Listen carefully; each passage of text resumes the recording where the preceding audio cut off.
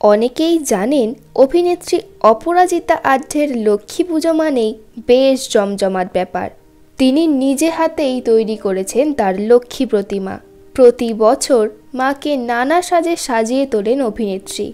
তবে এবছর মায়ের পোশাক কিনতে গিয়ে বিপাকে পড়লেন তিনি। সম্প্রতি সোশ্যাল মিডিয়ায় মাকে নিজের হাতে সাজিয়ে তোলার মুহূর্ত শেয়ার করে তাতে জানান এবছর তার মা লক্ষ্মী সাজবেন রাধারানী রূপে। আসলে প্রতি বছর গড়িয়াহাটের যে দোকান থেকে তিনি মায়ের পোশাক কেনেন, এবছর অতিবৃষ্টির কারণে তাদের অনেক জিনিসপত্র নষ্ট হয়ে যায়।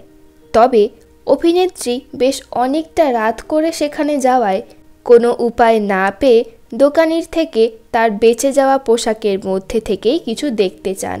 প্রথমে কিছু পছন্দ না হলেও অবশেষে একটি পাথরের কাজ করা গোলাপি ঘাগরা দেখে তার ভীষণ পছন্দ হয়ে যায়। সবই মায়ের ইচ্ছে। তিনি জানান মা এই পোশাকই পরতে চান।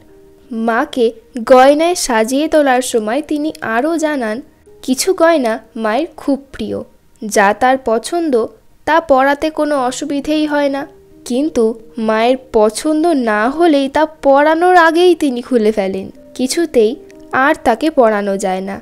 রাতে মাকে সাজানোর পর আজ সকাল থেকেই অভিনেত্রী অপরাজিতা ব্যস্ত মায়ের আরাধনায়।